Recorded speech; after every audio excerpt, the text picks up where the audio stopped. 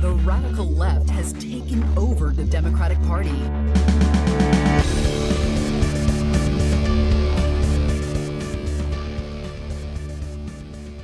Hello and welcome to Think Progressively, covering politics and all the other chaos life has to offer. This is episode 70, recorded on Friday, August 12th from Milwaukee. I'm Joe. And I'm Jason. And on today's episode, we discuss what happened in the recent primary elections and what that means for November. But first, the headlines. Up yours, woke moralists. We'll see who cancels who. Welcome back, Joe. Hello. We were off last week. We were. Joe was out of town. I was going to the great state of Minnesota. So we have a lot of headlines this week. Yeah, and one particular headline, which is the ever-evolving story at this Which point. maybe should have been the main segment, but we were a little too late. And I think it still might dominate. And still might, yeah. Right. Just wait until next week.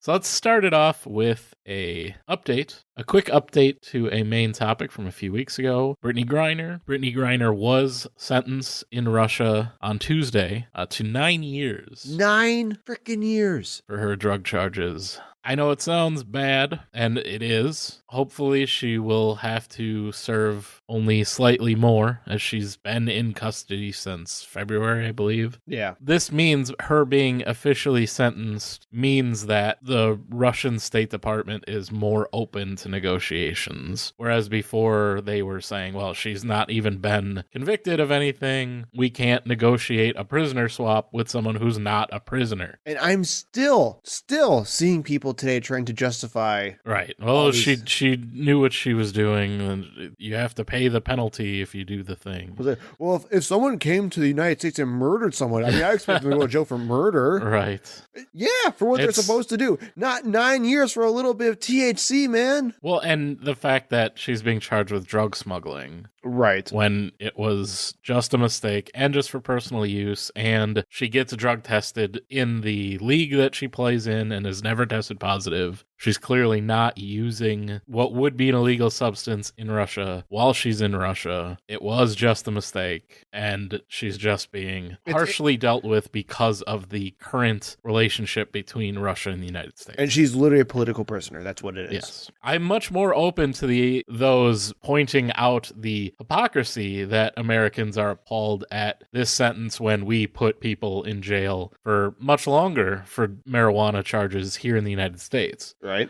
I'm much more sympathetic to that, and, would certainly say, yes, we need to, as we have brought up before, we need to federally legalize marijuana and expunge the records of anyone who has ever been arrested with marijuana and let them all out of jail as quickly as possible. And I'm fine with that. I completely agree. So let's move on to our next story. We got some fun updates. Yeah, another update. This time the PACT Act for giving health care to veterans who were exposed to toxic substances. We talked about how the crazy Republicans switched their votes last time and shot the bill down to crazy outrage by veterans everywhere. And most people everywhere. Oh, yeah, because it was really stupid. It's definitely our duty as a country when we put people in harm's way to then take care of them. But because the Democrats and Joe Manchin agreed on a budget reconciliation bill, that meant that Republicans had to vote down, the next bill that came up. And obviously there was a lot of outrage about it. The Republican spin was that,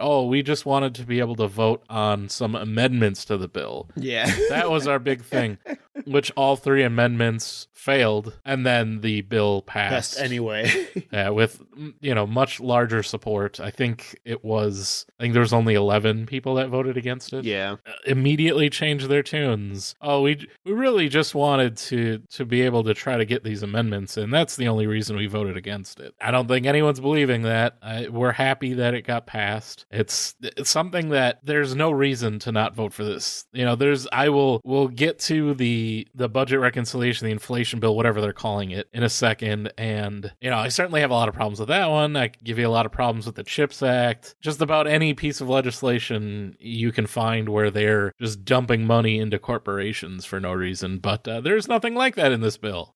There was no reason to vote against this bill whatsoever for Republicans. They did it purely out of spite, and it backfired tremendously. No, I can't remember. Doesn't he go back to the House, or is it already good to go? It is going to be signed into law. It came out of the House, and that's when they changed that minor detail with the rural hospitals. And that's why it had to be voted on again by the Senate. So, yes, now it will be signed by President Biden. Cool. And more good news. The climate bill, the Inflation Reduction Act of 2022, Joe Manchin's big bill that he almost didn't support, even though it's very much written in his favor. There's specifically pipeline support, money for pipelines in there, including the Green Mountain Pipeline, which I believe is the one that's in his state of West Virginia that specifically will benefit him and his energy interests that he owns. There is a lot of language favoring fossil fuels over renewable energy. Yeah, there is. It's not a great bill. I understand why a lot of Democrats voted for it. It is necessary. We need more funding for climate, which this is the largest climate bill in U.S. history. Yep. But it's not great. Well, I think one of the big things was the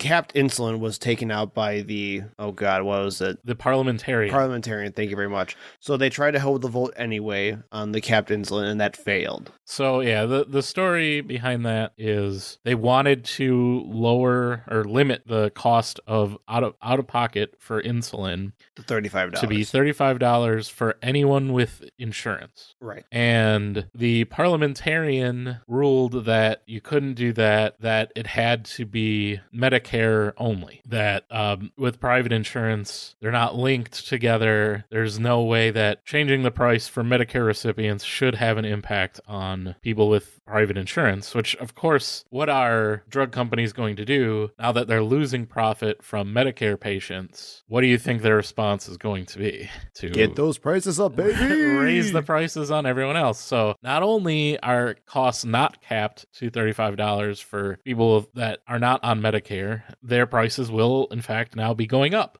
to protect the profits of one of the richest industries, as we talked about in our universal healthcare episode. They have profits of over $1 trillion every year. The pharmaceutical industry, which, of course, with those profits, they then buy politicians. And that's why you had this outcome. And that's why we can't get any kind of reform. And even the part of this bill that deals with letting Medicare negotiate prices for prescription drugs, it's only 10 prescription drugs, and it doesn't take effect until 2026. So even though people are starting to campaign on this bill passing and saying we passed this bill to keep prescription prices lower for seniors, they can make those claims, but the people that they're telling it to are not going to see that at least until 2026. Right. So, use that one at your own risk, I would say. If you're telling people that you fought to keep their drug prices down and they don't see any change, then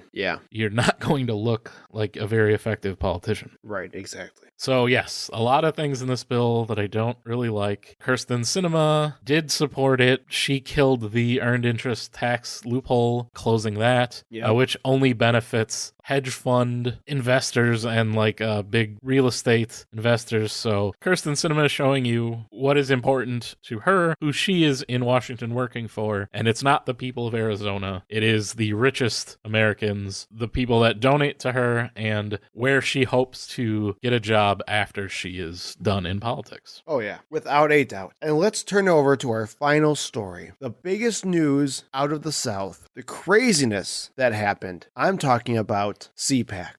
Okay, maybe not CPAC, right? Yeah, I don't think anyone paid attention to CPAC. CPAC news just got quickly buried. I mean, despite they were super racist. Trump was really dumb. They got a literal fascist dictator from Europe to speak. They did. They got a literal fascist, Viktor Orban, to speak, and Trump said some vague stuff that could be construed as he was running for president, and then that's it. They're super racist like usual. Moving on. The real story was the FBI raid at Mar-a-Lago. For those of you who have been apparently living under a rock or something, the FBI conducted a search of Mar-a-Lago, Trump's residence, of now what we know of many top secret classified documents. This is an investigation that has been ongoing all year. According to the FBI and the Department of Justice, there was supposedly a subpoena in the spring to get these records back. Some records were turned over. They were doing interviews with some workers at Mar-a-Lago, and basically someone said that no, there's actually a bunch more of these records, and told them the type of records that they had there and where they were. And in fact, initially there was not even a lock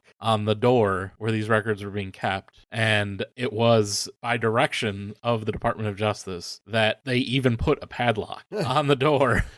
So literally there's like top secret record. And Mar-a-Lago, there has been incidents there. There was a Chinese spy literally got into Mar-a-Lago, and now we know like they could have easily come across these documents. Well, and when we're talking about ongoing, like it's happening as we speak, where we were talking right before we were recording earlier, maybe like 3 hours ago, we saw the unsealed search warrant from the FBI that Merrick Garland requested the court to release to the public. Correct. Yeah, it's changing every hour. Literally. More information is coming out, so probably by the time you hear this, some of this information is going to have changed or might be old by then, but we'll do our best. We do know that the Attorney General, Merrick Garland, was the person who authorized this search. That was the direction of conspiracy. It was a conspiracy. We now know that. It was the direction of Trump's Attorney General, Bill Barr, who released a memo stating that any presidential candidate being investigated should go through the Attorney General. So just kind of following that direction that Trump's own Attorney General had put forth. And of course, the head of the FBI is also a Trump appointee, Christopher Wray. Lies. Fake news.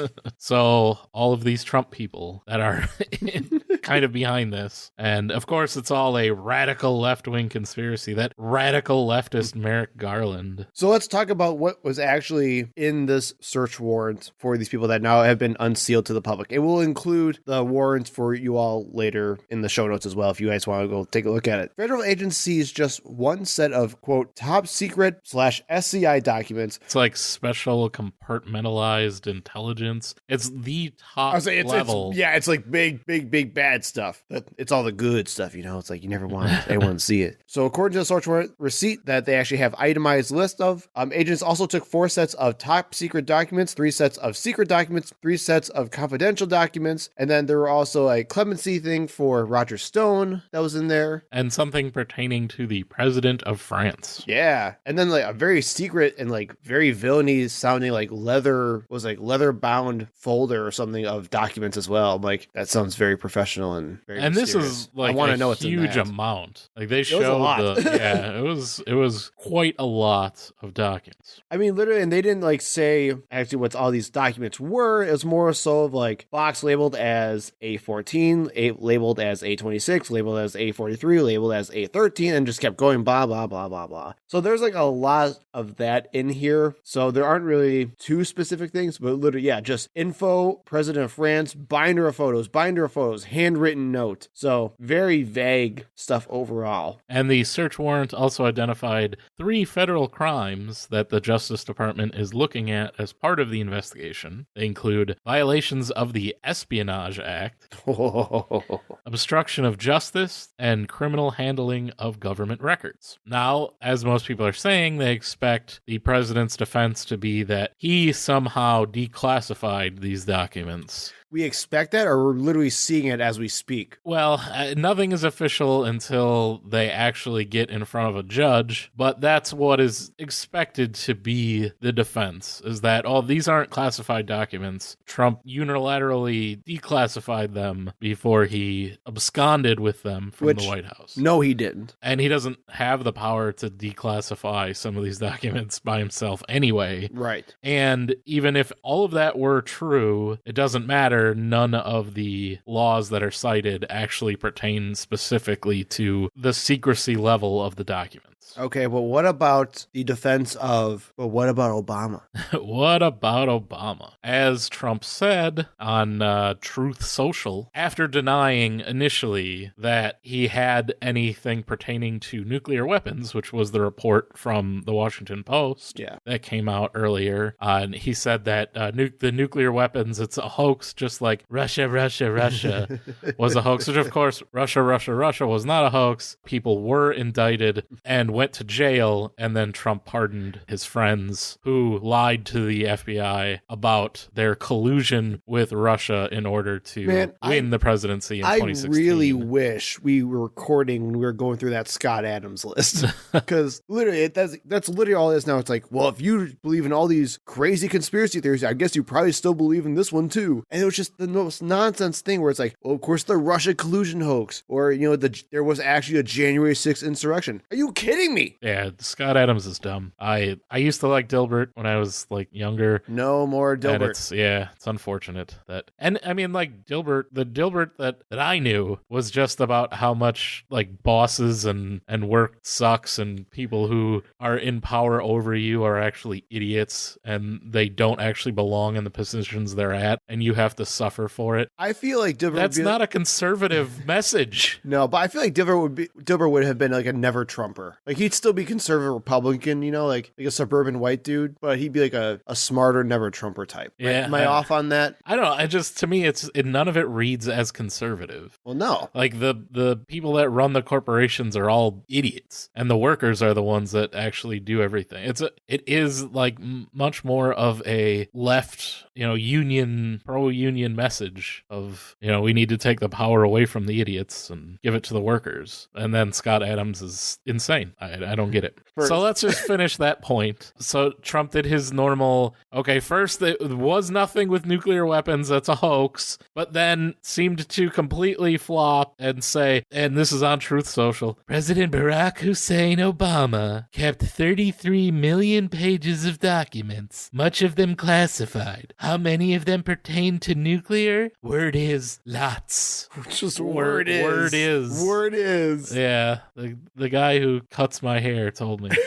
The response from the National Archives and Records Administration, or NARA, which preserves and maintains records after a president leaves office, said this afternoon. Which the fact that they have to even come out and say anything is just bad enough. I want to make that very clear. Like, what are we doing here? Come on. They said that the National Archives assumed exclusive legal and physical custody of Obama presidential records when Obama left office in 2017, in accordance with the Presidential Records Act. NARA moved approximately 30 million pages of unclassified records to a NARA facility in the Chicago area, where they are maintained exclusively by NARA. Additionally, NARA maintains the classified Obama presidential records in a NARA facility in the Washington, D.C. area, as required by the Presidential Records Act. Former President Obama has no control over where and how NARA stores the presidential records of his administration. Completely debunking this latest. You're saying that Obama just didn't have a bunch of boxes in his house?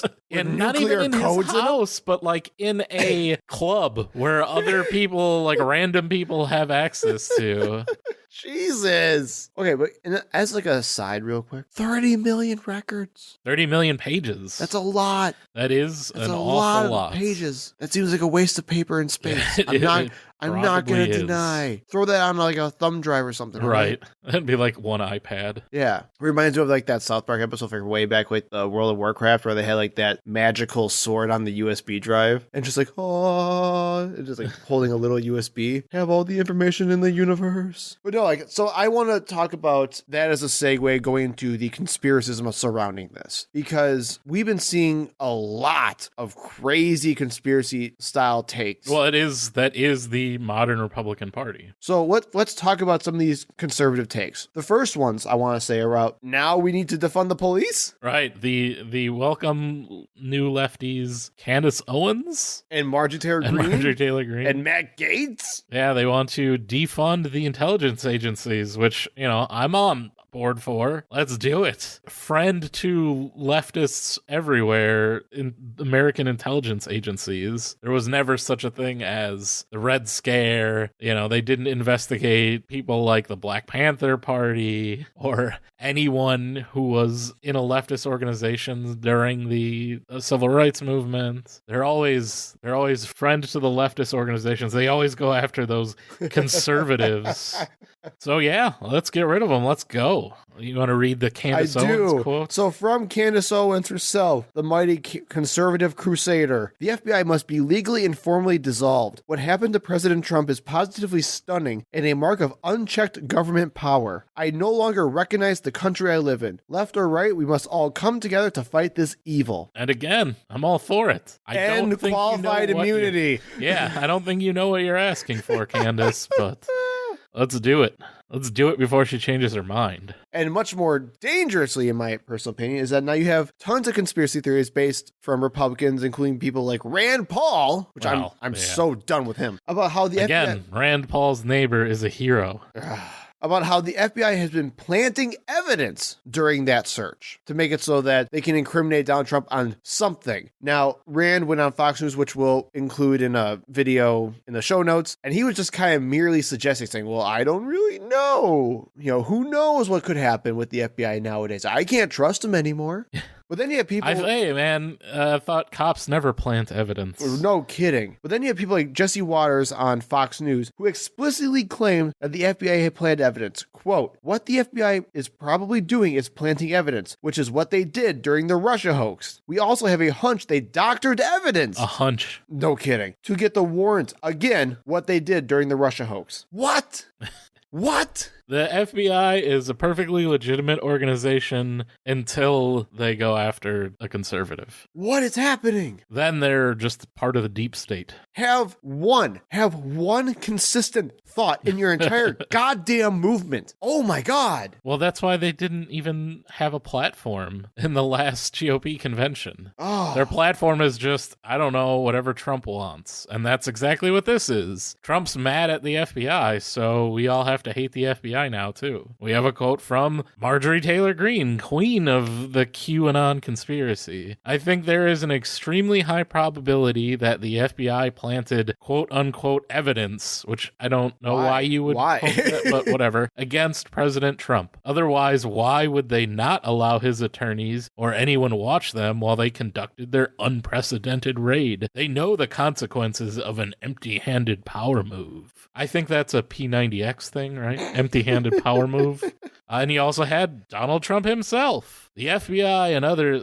maybe I do the voice. Please do the voice, because I can't. The FBI and others from the federal government would not let anyone, including my lawyers, very best lawyers, everyone tells me so, be anywhere near the areas that were rummaged and otherwise looked at during the raid on Mar-a-Lago. Everyone was asked to leave the premises. Very nice premises, by the way. Very, very classy. They wanted to be left alone without any witnesses to see what they were doing, taking, or hopefully not planting. Why did they strongly insist on having nobody watching them? Everybody out. Obama and Clinton were never raided, despite big disputes. What?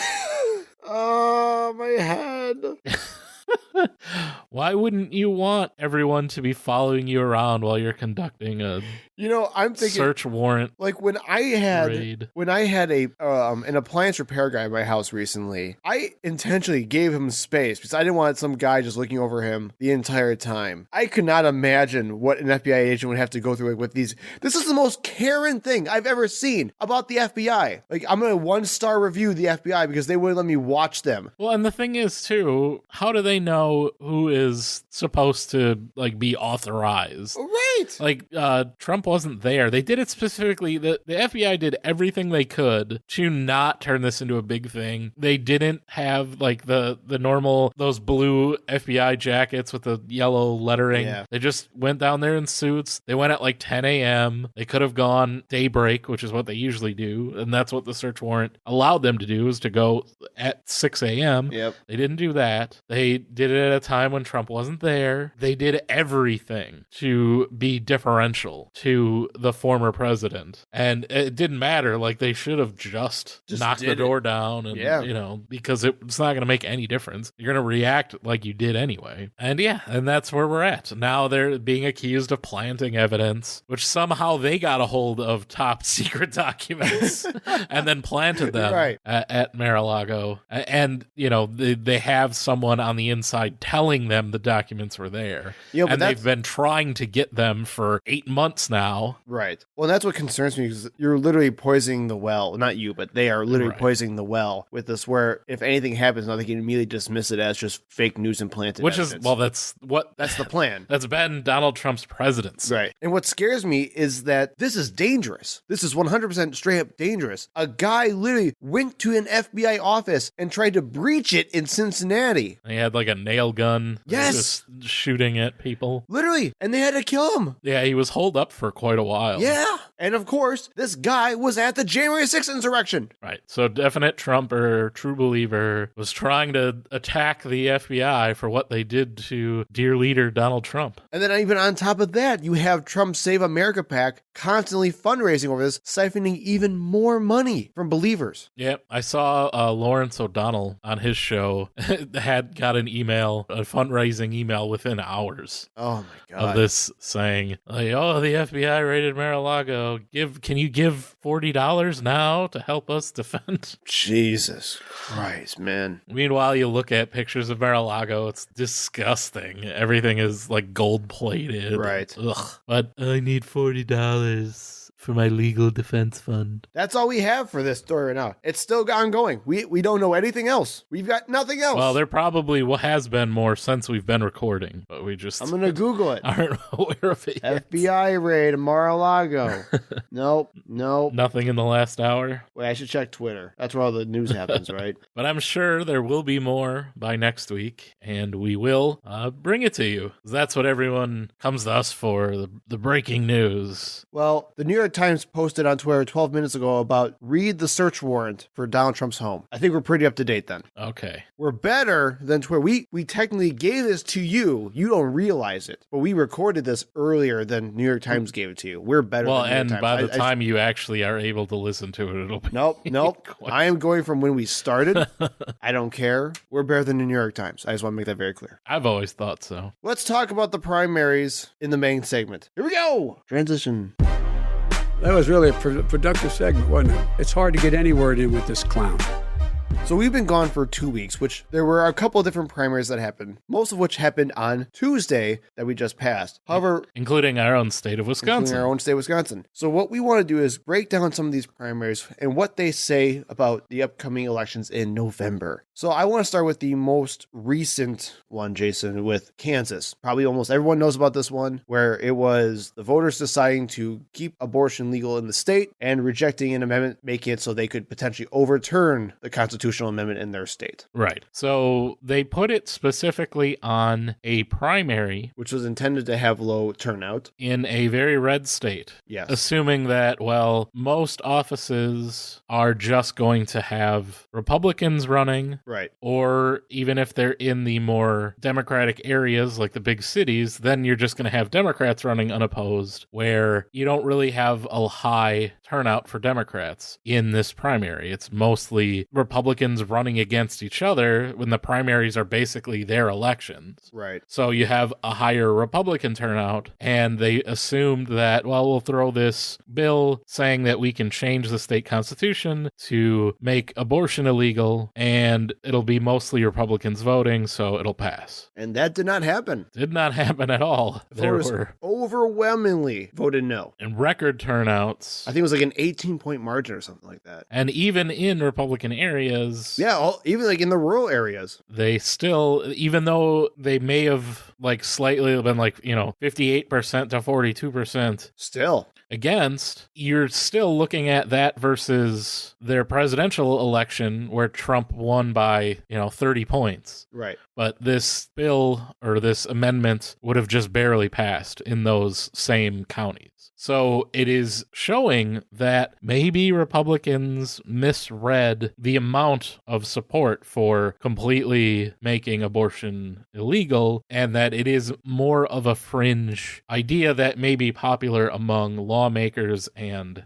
It's political elites. That's basically, or it's the hardcore Christian right. Right. It might be popular among Supreme Court justices, might not be so popular among American people. Right. I completely agree with that. And I'm glad you brought that up too, because when you look at the Kansas voters, they also do not want like fully legalized abortion either, right? They want more nuanced takes. They were just so distraught about what would actually end up happening if they overturned that constitutional amendment that they all voted no. And it was like at unprecedented levels too. I think what they say, they voted at around, was it 2008 Obama levels? Right. Like higher than the last presidential election. Yeah. It was crazy. So hopefully this signals that, that Democrats are going to turn out in the midterm elections to vote for candidates that want to protect abortion rights. That would be best case scenario. That would be, and I don't think that's going to be the case necessarily, because I do think referendum, and it wasn't a referendum, but I'm just going to say that because I don't know what the exact thing was for this. But when it comes to issue-based items on ballots, that is much more cut and dry compared to what candidates are. Because once you get candidates in the picture, you start getting ideology, how good the candidates are. They got those letters next to their name. Right, exactly. So I'm still concerned that it's not all that predictive and that Democrats should not be celebrating quite yet because they should be celebrating for the Kansas people. That's great. But I don't know how predictive this would be for November. At least that's my personal take. Yeah, it certainly means that try to get some wording about abortion, a referendum, an amendment, anything you can, I guess, on the ballot, that it would be helpful. So let's move over to Minnesota. So there were two big things that came out of Minnesota. There was a special election that was taking place. Ilhan Omar had a primary race, as well as the Secretary of State primary for the GOP. Well, and them as well. Ilhan Omar barely won her primary race. Yeah, generally a fairly popular... At least you would have thought so, right? So she's... Right, has been. So she's in the more Minneapolis area. She was challenged by a centrist Democrat, Don Samuels, who was on the city council. And the main contention was over policing. It was Samuels accusing Omar of being too far left and support defunding the police with rising crime happening all throughout the area, and that she just doesn't represent the people good enough, basically. Obviously, Minnesota being where we had the George Floyd killing. Yeah. So yes, she did barely win. It was much closer than I would like. She is known as she's part of the Squad, one of the more progressive members of Congress, has been fairly popular ever since she came into office. She's got a great story. She is a Somali immigrant. There is a large Somali population in Minnesota. She's a great representative for them. At least we would argue for it, but yeah. Although I will say, if you look at Omar's statement saying we won because the people chose progressive ideals today, blah, blah, blah, blah, blah. And then Don Samuels went out and said, I hope this sends a message to Omar saying that she can't embrace extremism and all that fun stuff, blah, blah, blah. Fine. I will say, though, even if Omar is this fragile or this vulnerable to losing a primary like this in her area, that means the defund the police stuff is not working well in cities. And we're kind of seeing this even in Milwaukee as well. We saw this with the Milwaukee mayoral race, if you remember that, Jason, but even Democrats are just not okay with the rising crime, or even the perception of it's a perception. Crime. Let's put it that way. It's a media-fueled narrative because that's what gets ad revenue. That's what gets people watching. That's what makes money. That's what it's about. Right. And you look at the actual numbers, the crime's not rising. It's consistent. And they immediately conflate that with defund the police. Even in areas where the budget for police has only gone up ever. Right. Which is 99% of America. And again, it's a messaging issue too, where defund the police to most people, it sounds like you're saying get rid of the police or have less police to handle violent crime, which is not what the message of defund the police is. It's literally to try to take a lot of the burden of the nonviolent crime or just the regular like calls for wellness checks away from the police because they're not the best place to handle it and it overburdens them. And you're better off having somebody else who is trained specifically to handle those types of calls handle them. Right. Although I will say, though, like that's where I think my biggest issue with defund the police movement is, which is the fact that you even have to explain that means it's a not great slogan. Well, you have to explain it because the right attacks it as being get rid of the police. It's and they have those ads where the phone just rings and, oh, I'm sorry, there's nobody to answer your call because we got defunded. But it's because they explicitly believe that defunding means you're going to abolish it. So like But who gave them that impression? They did, literally. Because let's look back at defund Planned Parenthood. They did not mean to reallocate resources in Planned. They wanted to abolish and destroy Planned Parenthood. When we see people talking about defunding the FBI right now, they're not talking about reallocating resources for a better, healthy way. Actually, I would argue that they are saying defund the FBI as in, yes, the FBI can still exist, but they need to not go after white people anymore. I think they're literally trying to say like, this is a bad organization. You just got to get rid of it. I think that's what they mean by defund. And now granted, I actually am still in favor of using defund the police, not at the mass level, but at least I think the left should, the activists should, because that pushes the Overton window over. And I think it works very well that way. But if you want to talk strictly about whether or not the slogan itself works, it doesn't, only because of how conservatives and moderates have already viewed what the term defund was. And that's what sucks with it. It's not the activists' fault. It's literally the fault of the people who are hearing it. And that's the only thing. So I would only say what this race with Omar says to us is that we just be very careful with how people interpret these messages about the police because they are just so sensitive to crime issues, especially in big cities. And if big city Democrats are already concerned about high crime, God forbid what's happening outside of that in more suburban, exurban, and rural areas. Areas with lower crime rates. Literally because they're afraid of black people. So, and then on top of that, for the GOP Secretary of State, we have an election denier, Kim Crockett. She won. It's great. She's going to decertify the election results if she wins the general election. That's going to be bad. She probably won't win, but it's concerning. And I think we'll get into a little bit more when we get to Wisconsin. But yes, the Secretary of State positions in any swing state or state that's even close is going to be extremely important. Yeah, and I believe she was the Trump-endorsed candidate in that one as well. In Connecticut, we have Laura, I don't know, don't care. Leora Levy won the GOP Senate primary. She was the Trump endorsement, and she was actually nominated twice under Trump's administration to be the ambassador of Chile. She did not go through. Yeah, I was going to say what happened then. It did not work out. Nothing really to say about that because, of course, it's Connecticut, so she won't win. Vermont, Becca Balint wins the Dem congressional primary, where she will actually become,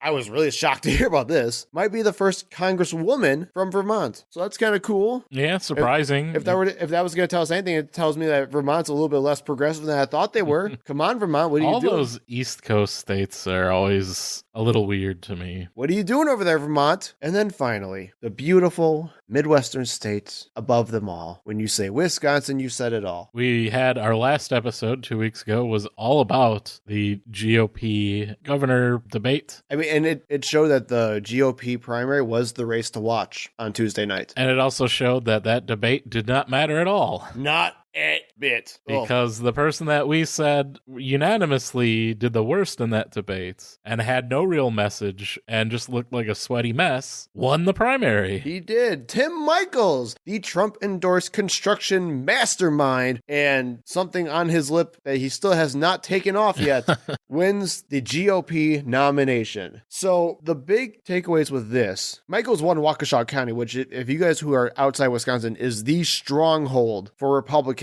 in in our state. These are ex-urban areas, like kind of in between Milwaukee and Madison. It's where we broadcast from. A little bit. Oh, you are technically. We are in Waukesha County. On the edge of Waukesha County, You're but right. we are in I have to Waukesha come County. into Waukesha County to do this. You're right. And what's interesting is that Cleafish took all the metro areas. So Milwaukee County, Dane County, I believe some like in Green Bay, Fox Valley areas. She took all those like in the more populous. But Michael won everywhere else in the state. Which is what you'd expect. That's usually the way most of the statewide elections go, is that Milwaukee County, Dane County, Brown County, which is where Green Bay is. Yeah, thank you. And then potentially La Crosse go for the Democrat. The rest of the state goes for Republican. But because of the population differences, we're still generally a blue state. And if you get a large support in those large population counties, you can still carry the state. And that does make a difference. We didn't really talk about any of the other states because we don't know off the top of our heads. But our primaries here in Wisconsin, you can vote for whichever party you want, but it's a single party primary. Correct. So you can only vote for either Republican, Democrat, or Green Party, whatever other party they have on the ballot, but that's the only, it's a single party vote. Yeah. It's open, but that's all. It's a single primary. So even though Rebecca Clayfish carried Milwaukee, Dane County, Brown County, the majority of people in those counties were not voting in the Republican primary. Correct. So it was not going to be enough to overcome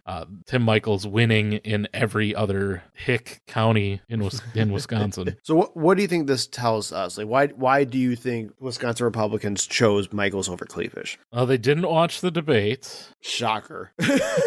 And I think they bought into, I mean, it was basically... If only they listened to our podcast, Jason. If they listened to our podcast, they would know what happened. Well, we did also have the anti-Rebecca Clayfish. Maybe they just were behind on our podcast. They hadn't listened to the last episode. Yeah, they're still going through the backlog. We know that they don't like Rebecca Clayfish, so... But generally, what, in my mind, and I think in a lot of people's minds, it was Scott Walker versus Donald Trump. And I would break that down even more and say it's establishment versus anti-establishment. Sure. And certainly in that scenario, Donald Trump / Tim Michaels is the anti-establishment. You know, I'm not a politician, I'm a businessman. Well, and he literally says that. He literally said that he was a political outsider. And if you look at his campaign expenses, he has given quite a lot of money to Michaels Corporation. So he seems very much in the mold of Donald Trump. Yes. Where a lot of money is going to be funneled to his family's business, even though, again, he claims to be the owner on the ads that I've seen, and he is not, in fact, the owner. He is a vice president. His brother is the president and CEO. But whatever. That's the way I see it, is you looked at Rebecca Clayfish as being Scott Walker. Obviously, Foxconn is going to hurt her. She was a big proponent of Foxconn. It was a huge failed investment that has cost specifically the local community of Pleasant Prairie tens of millions of dollars, which they don't have being a small community. It's cost the state millions of dollars, and we've gotten absolutely nothing out of it except being scammed by a Chinese technology company who scammed our former governor, Scott Walker, and Lieutenant Governor, Rebecca Clayfish. And it is hard to overcome that. The only person that actually made any money out of that deal is, in fact, Tim Michaels, who made tens, if not hundreds of millions of dollars with his construction company building roads for this Foxconn factory that never made anything or really employed many people at all. Right. They did ride go-karts, though. Yeah, they did ride go-karts until the batteries ran out, and then they left them in the empty warehouse, which is, if you find the Verge. Yeah, the Verge article about that is hilarious. Oh my God, so good. Or if you look at one of our episodes, we have all that in the show notes. God, that seems so long ago. It was quite a while ago. But yeah, I mean, when you look at that versus Donald Trump came to Waukesha specifically to campaign for Tim Michaels and campaign against Robin Voss, which we'll talk about in a second. That's what your choice was. You had Scott Walker campaigning for Rebecca Clayfish, Donald Trump campaigning for Tim Michaels. Well, and Mike Pence. Right, also for Clayfish. Rebecca Clayfish. That seems to be the schism right now in the Republican Party. Yeah. The Mike Pence versus Donald Trump, and no one likes Mike Pence. No. So it's not terribly surprising. again, because those voters don't care about issues, they're not going to watch a debate. That's not what's important to them. And they don't even care. The thing is, out of the candidates running, and we talked about that in the debate episode, Tim Michaels is not even like the crazy Trump conspiracy guy. No. In fact, Clayfish was way worse than he was. The other Tim Rantham, was the crazier, I'm going to decertify the election if I become governor. And he got no support, which is kind of what He got we predicted. 6%. That's very little. Didn't even get into double digits. You give him that, all right? He tried very hard. All of the members of his family voted for him. I'll give him that, probably. But that's it.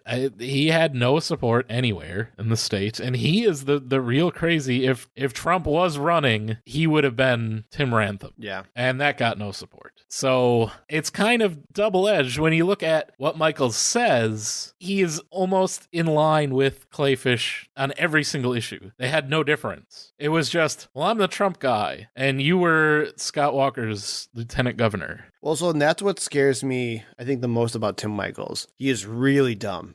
That's beyond saying. But what scares me the most is that you are correct. It doesn't matter what Tim Michaels said. It's his persona, it's his look that they like, which is also why they liked Trump so much. It's this charismatic white dude who is this supposedly... charismatic, though? He's the most charismatic out of the three of them. I don't know. I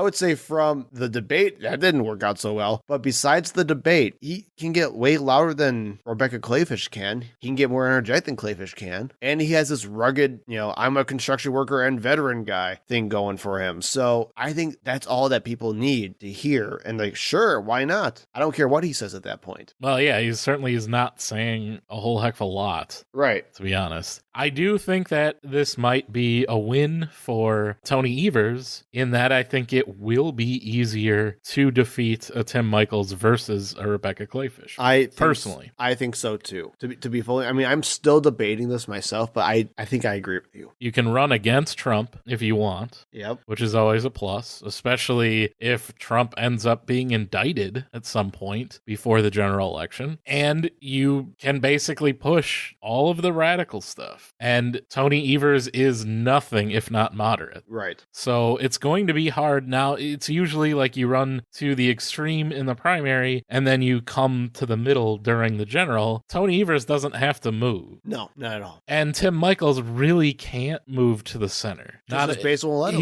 He was already there. He can't be more moderate in his messages. There's nothing for him to back away from. The guy's like no education for illegals. Like he's super rich. And he didn't even know what DACA was. No. But there's no, where's he going to go? He can't move. And Evers has more funding than he has as well, even though Michaels is rich and just fund his own campaign. But how long is that going to last? Right. So, yeah, I think Clayfish is a much better politician, and she would have been more difficult to run against. Because she's more polished. Evers would have just run against Scott Walker again, I suppose. Yeah, I agree. And just played it that way. But now, even with Tim Michaels, he can run against Trump. Yep. And Trump, again, lost in the state of Wisconsin. Yes, he really did. And as we'll see here as we talk about the other offices that were up for the GOP, their extreme candidates did not do very well. No, I was going to say that. So let's move on to some of the lower ones. For Attorney General, we had Eric Toney, who won the GOP nomination. He was the more moderate of the candidates. Did not outright deny the 2020 election results as others did, but did pledge to prosecute the Wisconsin Elections Commission for 2020. Then we also had Amy Loudenbeck, who won the GOP Secretary of State nomination. And she is certainly a much more moderate position. She was the most out of it was a 3-candidate race. Yeah. Jay Schrader came in second, not the quarterback from the Raiders in the 80s, by the way, but he came in second. And then the extreme candidate, the conspiracy theorist podcaster, scumbag, came in a very distant third. weird. So, And Amy Loudenbeck, I mean, now they're all saying, much like Eric Toney being against the Wisconsin Election Commission, and all three of the governor candidates that all wanted to dissolve the Wisconsin Elections Commission, all three of the people running for Secretary of State also said they would dissolve the Wisconsin Elections Commission and take the power over elections into the office of the Secretary of State. Loudenbeck initially didn't even start with that position. She had to change her stance. When she announced that she was running, she said that she wanted the Secretary of State to work as a check against the Wisconsin Election Commission. And when both of the people running against her had said they wanted to dissolve the Wisconsin Election Commission, she had to then change to that. well, because again, that's what the Overton window is all about. So we talked about how the Overton window works really well with defund the police, where now you can say, hey, I'm going to reform the police and do all these same things that defund the police does, but just under a different guise of moderatism. It's the same thing with this now, where decertifying the election results are pushing people so far to the right that they're going to dismantle everything except actually doing decertification. And as we had talked about, the Secretary of State position is going to be extremely important for swing states. What can happen if the Secretary of State has power over the election is it will enable them, and if they're especially any of the GOP candidates, will give them the power to do what Trump failed to do in 2020, which is to overturn the results of the election. Say 2024 rolls around, we've got Amy Loudenbeck as our Secretary of State. Wisconsin Election Commission has been dissolved by Governor Tim Michels and the gerrymandered state legislature. That would allow her to elect whoever she wants to be the electors, the fake slate of electors that Ron Johnson tried to give to our senator from Wisconsin. Ron Johnson tried to give to the vice president. That could very much become a reality. I agree. Currently, because we have the Republican created Wisconsin Elections Commission, the bipartisan commission, were created by the Republican state legislature. The Secretary of State basically does very little in Wisconsin, and we've had the same Secretary of State for longer than I've been alive. Doug LaFollette has been the Secretary of State for longer than I have been around, which is crazy. And he won his primary. And he won his primary, 81 years old, won his primary. And if he becomes the Secretary of State once again, or remains a Secretary of State, obviously the state legislature is not going to do anything to grant him any power. Right. Which is fine. And even if he loses the Secretary of State, but Tony Evers remains the governor, he would be able to, as long as the state legislature does not have a supermajority and cannot override a veto, he would be able to veto giving those powers to the state legislature or the Secretary of State. But it's very important if you want to protect elections in Wisconsin and not see what almost happened 2 years ago, where literally our votes were almost thrown out and the state of Wisconsin declared For Trump. incorrectly for Donald Trump. If you do not want to see that happen, it's very important that we not only vote for Tony Evers for governor, but also for Doug LaFollette as Secretary of State. Well, and Josh Call for As Attorney General, yeah. yes. But those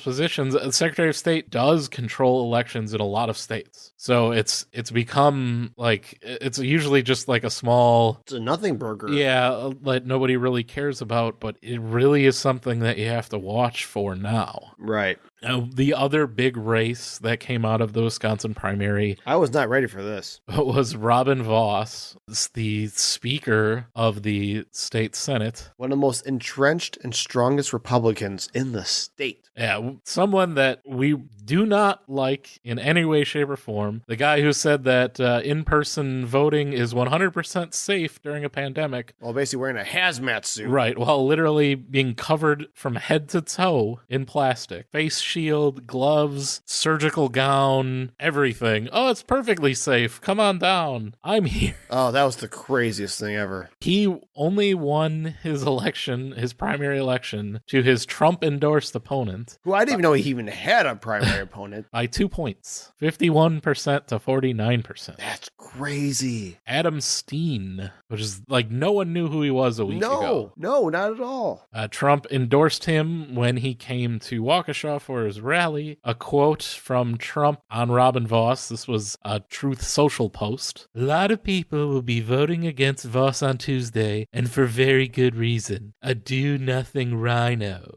Which is Crazy. insane. Like, Robin Vos is the most conservative, gerrymandered the hell out of our state. Yeah. Took power away from the governor. Literally one of the most corrupt, power-hungry people you'll know. And again, the only way I can even describe him for people who are not from Wisconsin is well, technically he's in the Senate and then federal level, but literally our Mitch McConnell. That is the only way I can describe Robin Vos to you.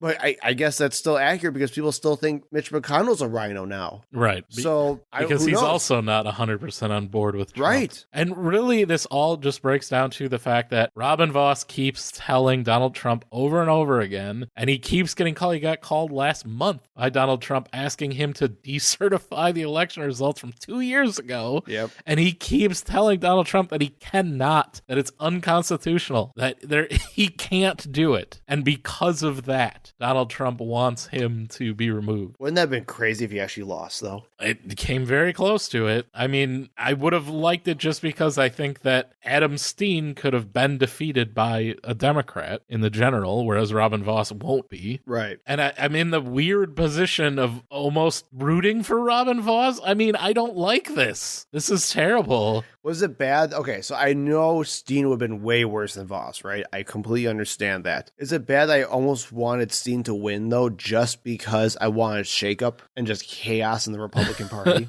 It's hard. I mean, you can come up with points on both sides for sure. Like I said, Steen would have been much more open to a challenge from a Democrat, whereas Vos is not. You get this quote from Robin Vos, which I can't disagree with. He told the AP that his win proved that lawmakers don't have to be a lapdog to whatever Donald Trump says.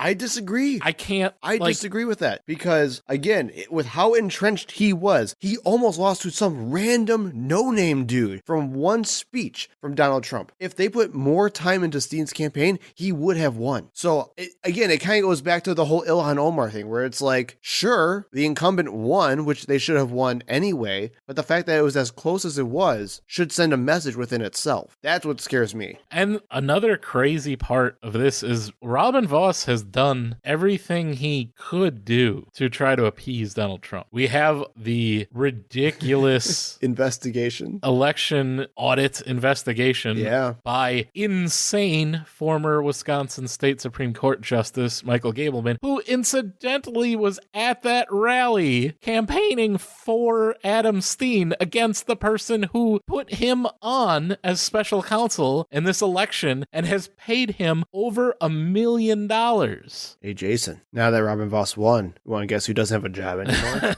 I know very well who doesn't have a job anymore because it was announced earlier today that the Office of Special Counsel has been dissolved and the election investigation goes out with a whimper, not with a bang. What a way for this to go. And what a waste. Literally, the only reason this whole thing stops is because of pettiness. That is it. If Gableman did not endorse his opponent, he would have still been able to keep going. The only reason why that Vos fired him and ended the investigation was that, nope, I'm done, screw off, and then just fired him and sent him packing. Wasted over $1 million of taxpayers' money.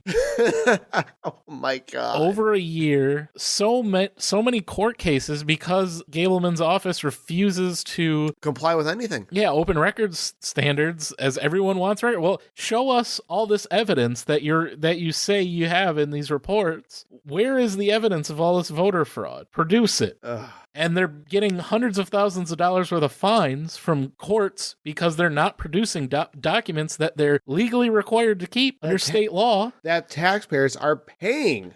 They're using taxpayer money to pay for the dang legislation, and they increase it. Vos increased that budget to pay for future lawsuits because they refused to keep going along with complying. And now the only reason that it has finally ended is because Michael Gableman is even too crazy for Robin Vos. Because again, the only outcome that he would have accepted is the impossible, which was somehow decertifying the election from 2020, which could not happen. No. Is against the state constitution is not possible, but Donald Trump and Michael Gableman and Tim Ramtham don't seem to understand that, will not accept that. Much like the fact that Donald Trump lost the election. They just will not accept it. It's as much a reality as the fact that the election cannot be decertified, but reality is just a concept that they cannot grasp. So to conclude this whole thing, what big takeaways did you see from not just Wisconsin, but everywhere else? What should we be concluding with this? I will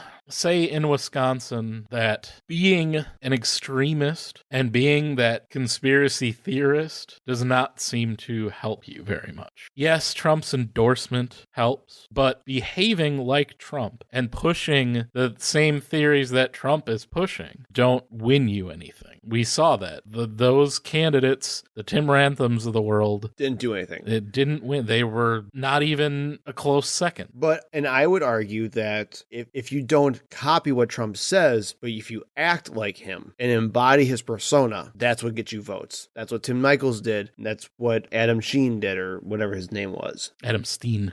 I don't care. And I think people were voting against Robin Vos more than they were voting for yes. anyone. And that's my thing. So I do think it was a win for Trump. I think it was a big win for Trump. But even more so, I think if we're going to take anything away from that night for the primaries, it was, especially in the GOP, the anti-establishment outsider candidates are winning out. And I know Robin Vos technically won, but again, the fact that you have one of the most entrenched Republicans in the entire state, and to a point where I didn't even know he even had a primary until election night itself, and I was only even told that it was close by, watching the elections that night, really tells me that people were voting definitely against the establishment Republicans. But here's the thing. Trump has been railing against Robin Vos for years. Yes, he has. And I've heard crazy Republicans talk about Robin Vos, again, for 2 years now, and how much they hate him. So it's not that much of a surprise to me to say, yeah, if he would have a primary opponent, and especially if that primary opponent would get Donald Trump's endorsement, again, Donald Trump is extremely petty. He is. And doesn't care, and the Republican Party right now doesn't care what your record is, doesn't care how conservative you are. It's how much you're willing to kiss the ring. Just look at Liz Cheney. She is one of the most conservative members of the House, has voted with Donald Trump 90-some%. And it does not matter because she didn't go along with the coup. Yeah. And it's the same thing with Robin Vos. Robin Vos is a reprehensible, horrible conservative douchebag. But it doesn't matter. He didn't overthrow the election results. And that's the only thing they care about. That's it. And Trump doesn't like him. So now we don't like him either. And that's exactly what you see with Liz Cheney is what you saw with Robin Vos. And it doesn't matter who Liz Cheney's opponent is. Same thing, it didn't matter who Robin Vos's opponent was. They were always going to vote for that person because they just hate Robin Vos is a traitor. He didn't overturn the election. Yeah, they're just voting against and voting for. So what do you think this says about November then? Again, I think Democrats need to point out what it means if their opponents get in, what it means if Tim Michaels gets in. Do you want to keep our 1849 law on abortion? That's what Tim Michaels represents. Do you want to have an election that will be determined by a single person? That's what having the Republican candidate for Attorney General and Secretary of State will mean. And I think if you run on that message, that will generate a lot more support, and that message resonates better. And I think with what we saw that the real extremists, the real conspiracy people lost, I think that's what Democrats need to paint their opponents as. I agree. And instead of being a referendum on Tony Evers, it needs to be a referendum on overturning the election and getting rid of democracy in the state, because that's really what's at stake. And at least for some good news for Democrats. I mean, the predictability value isn't the best. But two, I think, big facts came out of the primary election, at least in Wisconsin, was number one, it was a high turnout primary compared to other primary elections. It wasn't like a 2008 Obama level like it was in Kansas, but we didn't have as many crazy things happening that time. So still a decently high turnout primary election. That's good. Well, also, I think on the Democrat side, the big Democrat election was Decided. Yeah, it was everyone had already dropped out. We didn't actually talk about that, but Mendel Barnes is the Dem Senate right guy. It's fine. Don't worry about it. But also, there were more Democratic voters than there were Republican voters. That does not mean that turnout in November is going to be that exact same way. So don't get crazy yet. But what that does show is that at least for this year, there is a larger Democratic base than there is a Republican base. And that could be very good come November if we can turn out even more of that by, we'll say, even like by a margin of, 10 or something like that. That'd be fantastic. So let's hope we can get those numbers up in Milwaukee and Madison. And then we should hopefully be able to win for Tony Evers, Josh Call, Doug LaFollette, Mandela Barnes, everybody at the statewide level, and hopefully knock out all these crazy Republicans that Jason was talking about. And vote for local reps, too. We need to stop the Republicans from getting a supermajority in the extremely gerrymandered state legislature. Save the veto, man. It's a real thing. We're about to have a vast majority of Republicans based on gerrymandering, and we only have a couple of seats we can give away. So it's very important, as always, to vote, regardless of... Like we say in every single ending of our main segment after tons of doom and gloom, make sure you go vote.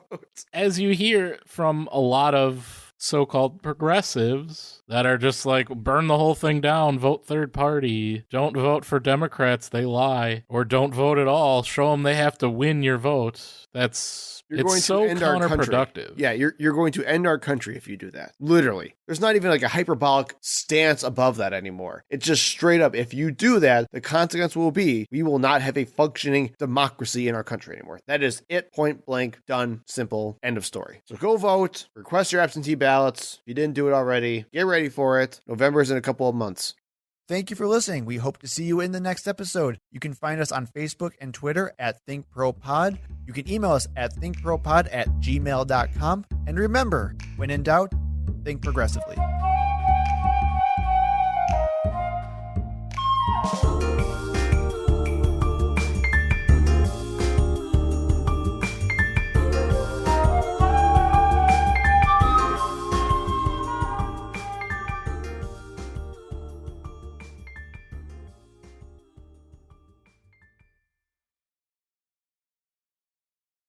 I say I say like Friday, like you just cut it in. Have you ever noticed that? I say it the exact same way every week. Like, this episode was recorded on Friday.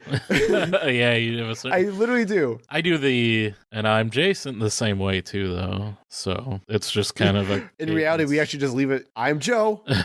Silence. And you just edit it in later. Hang on. Oh, God. Oh, no. I'm dying, Jason. I'm dying. This shouldn't happen. Well, we made it all the way to episode 70. Oh, I finally get some good news, and it was always going to end sometime.